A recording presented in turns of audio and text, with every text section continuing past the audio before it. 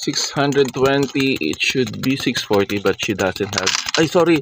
Hindi ako. Another 20 pesos bill.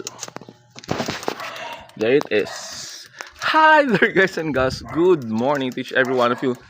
The sun doesn't come out. How are you all doing, guys and gals? Day 68 of not waiting for a week before I exchange my coins into Philippine peso paper bills.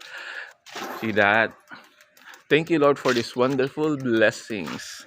Road to 1 million pesos saving challenge. Do the same thing. Okay, earn, save, invest, and enjoy. Invest on your own, not in any networking or in any pyramiding scams. Avoid that. Otherwise, when you got failed, you will get hurt and then you will feel depressed. Your dreams will not push through. So avoid that, okay? Thank you, Lord. Earn, save, invest. Bye for now. Road to 1 million pesos saving challenge.